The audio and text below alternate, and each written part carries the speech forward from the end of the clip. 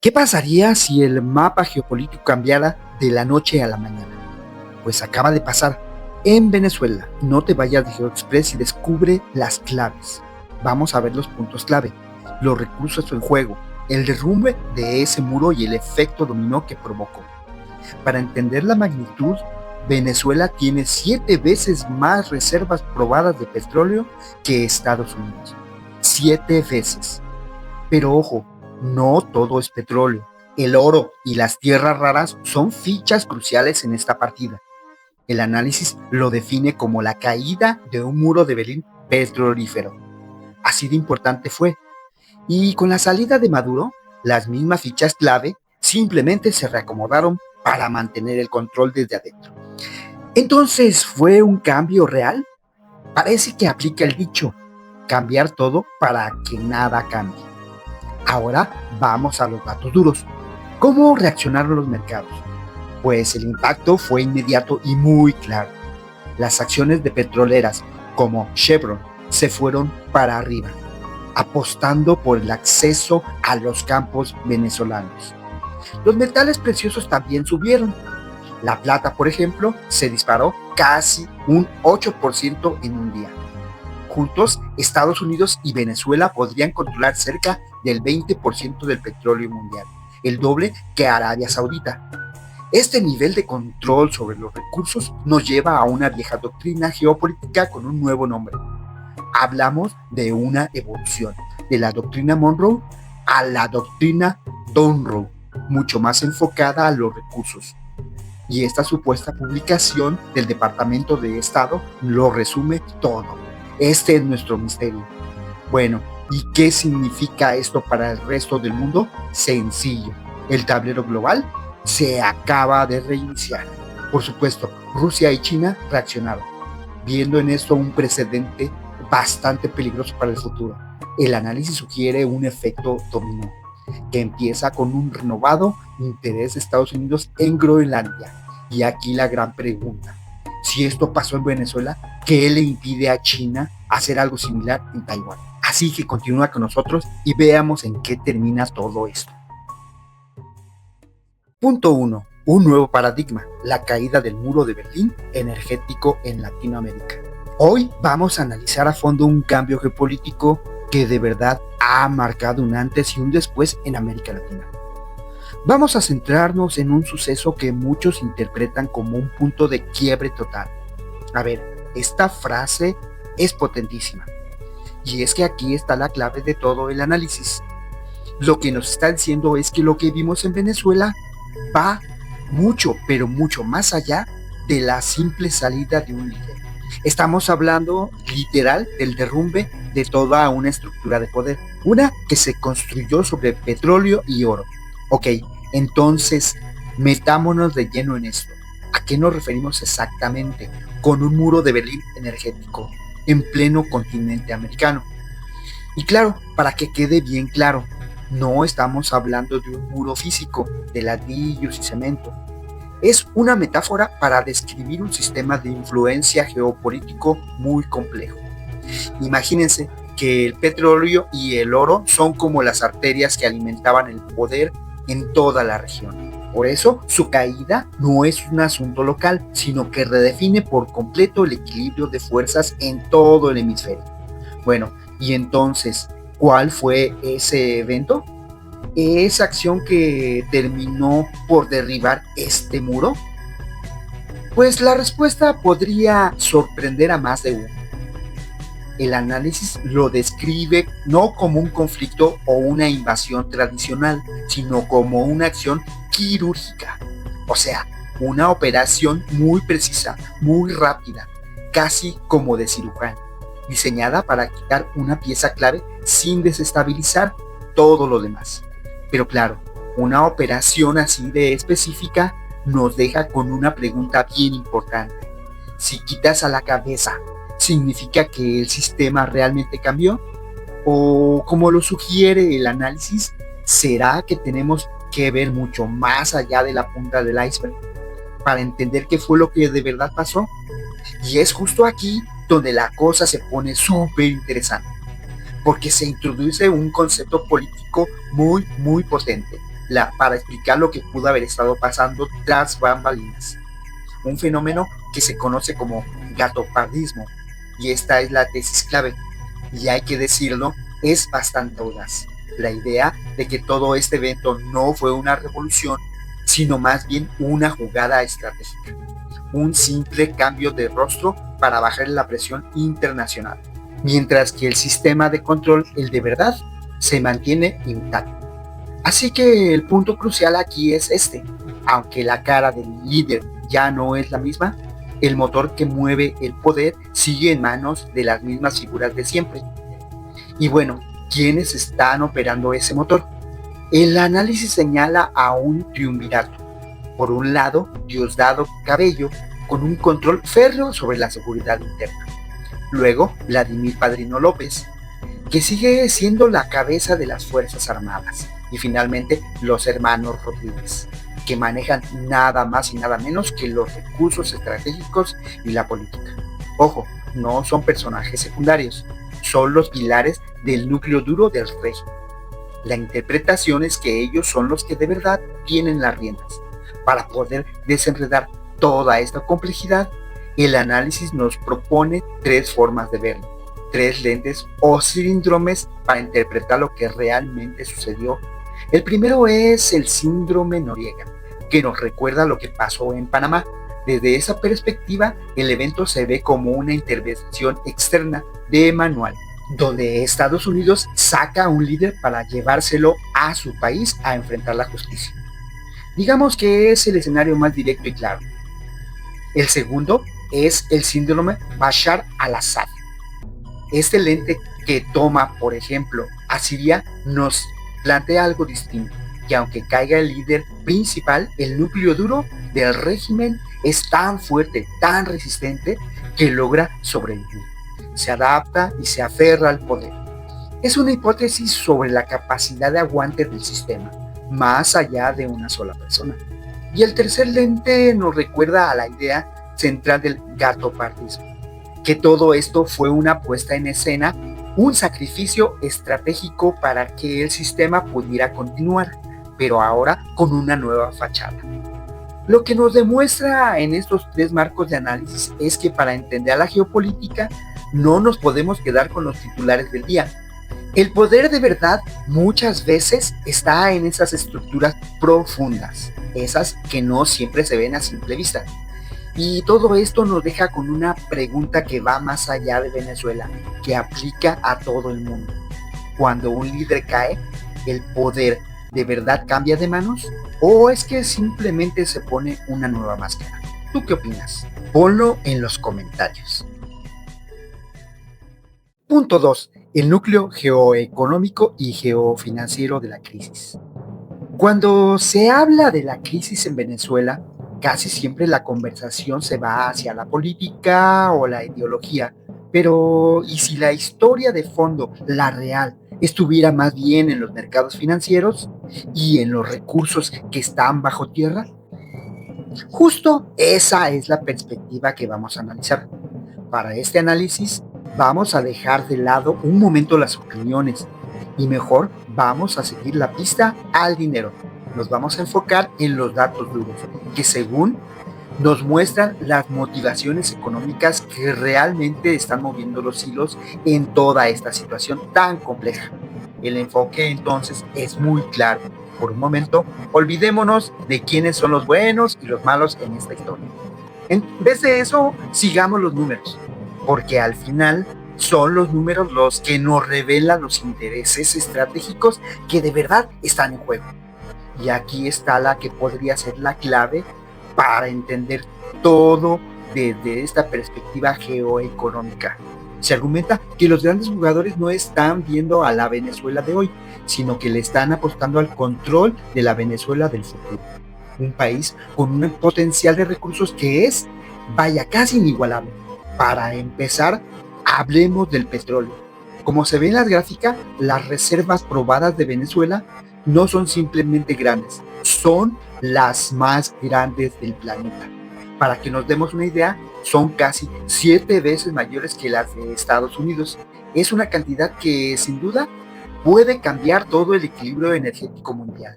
Ahora, fíjense en este desplome. Esto es brutal. La producción se cayó de 3 millones de barriles diarios a solo 700,000. Según ese análisis, esta caída, que claro se ve intensificada por las sanciones, crea una oportunidad de oro. Es un activo de un valor inmenso que está produciendo muy por debajo de su capacidad y está ahí, listo para ser reactivado con una inyección de capital gigantesca. Pero ojo, no todo es petróleo. El análisis pone un foco muy especial en el arco minero del Orinoco. Esta es una región increíblemente rica. Hablamos de oro y plata, claro, pero también de coltán y de las famosas tierras raras, que son minerales vitales para toda nuestra tecnología moderna, desde los celulares hasta el equipo militar más avanzado. Ahora, pasemos a un punto que el análisis considera crucial: el timing, o sea, el momento exacto de los eventos clave. Se argumenta que la fecha en que se desataron ciertos acontecimientos no fue para nada una casualidad. Se eligió deliberadamente un fin de semana, justo cuando todos los mercados financieros del mundo estaban cerrados. ¿Y por qué es tan importante esto del fin de semana? Bueno, porque le dio a los grandes jugadores financieros 48 horas de ventaja. Tiempo suficiente para digerir la noticia, planear sus movimientos y posicionarse estratégicamente antes de que sonara la campana de apertura el lunes por la mañana. Y la reacción de ese lunes fue muy reveladora. Observen los datos. El Dow Jones tocó un récord histórico. Las acciones de una petrolera como Chevron subieron más de un 6% y los metales que se sirvieron de refugio, como el oro y la plata, se dispararon. Esto no parece una reacción al azar. Según entonces, es la huella de un mercado que ya anticipaba un movimiento con implicaciones económicas enormes. Entonces, ¿cuál es el premio gordo en todo este juego? Se cita a Kirill Dmitriev, una figura muy importante en las finanzas rusas, quien lo resume de una forma muy contundente. Imaginen por un segundo el poder que esto significa. Controlar casi 20% del petróleo mundial, pues te da la capacidad de influir en el precio que todos pagamos por la energía. Para un gobierno, esta es una herramienta potentísima para, por ejemplo, combatir la inflación en casa y mantener la estabilidad económica. Así que al final, el análisis nos deja con esta reflexión: la pugna por Venezuela podría no ser por su presente, sino por su futuro energético. El control de esos recursos no es solo sinónimo de riqueza, es poder, el poder de influir en la economía global desde un solo punto del mapa. Punto 3. La doctrina Monroe 2.0 y las motivaciones de la administración Trump. ¿Qué había realmente detrás de las acciones de la administración Trump en Venezuela? Bueno, hoy vamos a desglosar un análisis geopolítico que sugiere que había una estrategia mucho, pero mucho más grande de lo que se veía en la superficie. Ok, vamos a entrarle. La idea principal que presenta el análisis es este concepto de una doctrina Monroe. Pensemos en ella como una versión moderna actualizada de la famosa doctrina Monroe del siglo XIX. La diferencia es que esta, adaptada para la administración Trump, buscaba, digamos, consolidar el control estadounidense sobre todo el continente, literal, de polo a polo. Pero a ver, ¿de dónde sale esta doctrina? ¿Qué la mueve? Pues según este análisis, las primeras piezas del rompecabezas no hay que buscarlas fuera, están justo en casa, dentro de la política y la economía de Estados Unidos. Y es que lo que pasó en Venezuela no fue una sola cosa, no, más bien se trató de una especie de confluencia donde se juntaron varios objetivos clave para la administración. Algunos eran internos y otros, bueno, tenían que ver con el panorama global. Aquí es donde se pone interesante, porque vemos cómo la política exterior se usaba básicamente como una herramienta para resolver broncas internas. O sea, la idea era, por un lado, atraer el voto latino, por otro, bajarle a la inflación, que era un problemón, y de paso estabilizar las finanzas. Todo esto usando la situación en Venezuela como una palanca. Y hablando de economía, el análisis subraya un punto clave. Uno de los objetivos más importantes era ni más ni menos que tener el control, o bueno, un control de facto, sobre las enormes reservas de petróleo de Venezuela. Ahí está la jugada geofinanciera en todo su esplendor. La lógica es simple. Si controlas la parte más grande del mercado de energía, entonces puedes presionar para que los precios del petróleo a nivel mundial bajen. ¿Y qué logras con eso? Pues combates directamente la inflación en tu propio país. Pero ojo, no todo era para resolver problemas internos. El análisis también nos muestra el panorama completo, el tablero de ajedrez global. Y ahí la movida en Venezuela era una pieza clave, sobre todo en la creciente rivalidad con China. Esta cita de Wall Street Journal, que viene en la fuente original, lo pone muy claro. Pekín llevaba ya 2 décadas con mucha paciencia construyendo relaciones en lo que Washington, sin pelos en la lengua, considera su patio trasero. Entonces, la conclusión aquí es bastante clara. La acción contra Venezuela pues no era solo por Venezuela. Resulta que este país es el mayor deudor de China en toda la región. Así que cualquier movimiento ahí era en realidad un golpe directo a las ambiciones estratégicas de Pekín en este lado del mundo. Y cuando creíamos que ya estaba todo, el análisis suma un tercer actor a la estrategia, una que la verdad a menudo se pasa por alto: el papel de Israel y cómo se estaba formando una nueva alianza en la región. Entonces se menciona directamente acusaciones de que Israel estuvo involucrado. De hecho, cita una denuncia de Delcy Rodríguez, quien habló de indicios sionistas en toda la operación. Y de acuerdo con este análisis, estos no son hechos aislados, no son coincidencias. Más bien se ven como parte de una estrategia mucho más grande, una que busca crear un nuevo bloque de poder en América Latina, uno que sea pro-estadounidense y al mismo tiempo pro-israelí. Esta nueva configuración de alianzas con figuras como Javier Milei en Argentina al centro se presentan como uno de los resultados más claros de la doctrina Monroe y ya puesta en práctica. Y al final, lo que nos deja este análisis es la idea de que nada de esto fue casualidad. No fueron acciones aisladas, sino pasos muy bien calculados dentro de una gran estrategia. Y claro, esto nos deja con una pregunta flotando en el aire, una pregunta que quizás puedas contestar. ¿Estamos viendo nacer una nueva era de hegemonía en el hemisferio occidental? Punto 4. La reconfiguración del hemisferio americano.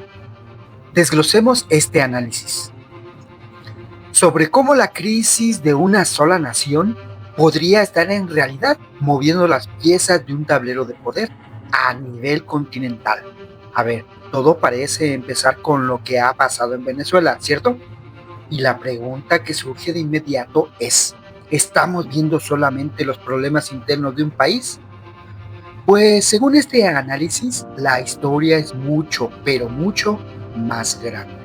No se trata de un incidente aislado, sino que se plantea como el epicentro de un terremoto, uno que está provocando una reconfiguración geopolítica deliberada en todo el hemisferio.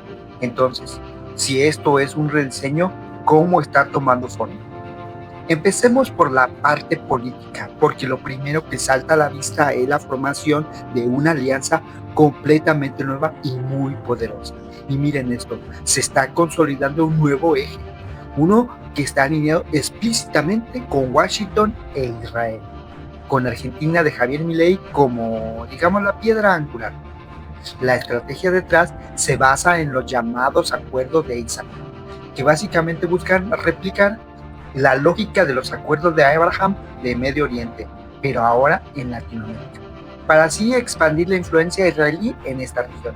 Bueno, una vez que el papel de Venezuela queda, por así decirlo, neutralizado, el juego no se detiene. Entonces se identifican los siguientes países que van a empezar a sentir la presión. La presión para alinearse o pues enfrentar las consecuencias. El primer objetivo identificado en esta reconfiguración es Cuba, un actor histórico en la región, por supuesto. Después, el análisis apunta hacia Colombia, un caso interesante porque siendo un aliado tradicional, su política reciente ha tenido giros inesperados.